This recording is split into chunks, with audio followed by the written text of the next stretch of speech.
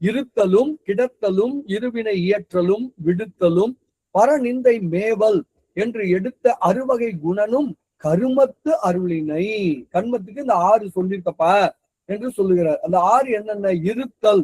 இருத்தல்னா எந்த இடத்திலாவது சோம்பி கிடக்கிறதுங்க. நிறைய பேர் பாத்தீங்கன்னா அந்த ஒரு சுறுசுறுப்பே இருக்காது. எதா இருந்தாலும் தள்ளி போடுவாங்க, அப்புறம் பார்த்துக்கலாம் சோம்பி கிடக்கிறது. இது இருத்தல்.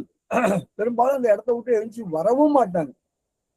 சரி, அடுத்து கிடத்தல். கிடத்தல்னா நோய்வாய்ப்பட்டு கிடத்தல். அடுத்து இருவினை இயற்றல். இருவினை இயற்றல்னா நல்லது கெட்டது பண்றது.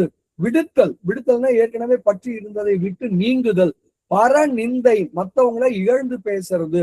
அப்புறம் மேவல். மேவல்னா இழிவானவர்களோடு பொருந்துதல். மேவுதல்னா கூடுதல் சேர்தல். இங்க இழிவானவர்களோடு சேருதல். இப்படி இந்த 6 காரியமும் யாரால நடக்குதுன்னா கண்மத்தால நடக்கிறது என்று தன்னுடைய இருபா இருபகுதி என்ற நூலின் 4வது பாடலில அருணந்தி சிவம் விளக்குகிறார் என்று சொல்லி, இந்த கண்ம மாயை ஏன் பேசினோம்னா இது வேற எங்கேயும் கிடைக்காதுங்கிறதுனாலையும் இது ஆணவத்தோடு தொடர்புடைய மலம்ங்கிறதுனாலையும் இந்த இடத்துல நாம் சிந்தித்தோம் என்று சொல்லி, இப்போ ஒரு பியூட்டிஃபுல்லான டிஸ்கஷனுக்குள்ள நம்ம போறோம். செம்பில் களிம்பு. எல்லாரும் என்ன நினைக்கிறோம்? ஐயா இது என்னங்க அது செம்பில் களிம்பு, எப்ப பார்த்தாலும் இதே சொல்லிட்டு இருக்கீங்க, ரொம்ப ஈஸிங்கய்யா. செம்பில் களிம்புன்னா செம்பு என்னைக்கு இருக்கோ அன்னையில இருந்தே அது களிம்பு அதோட இருக்குங்கய்யா.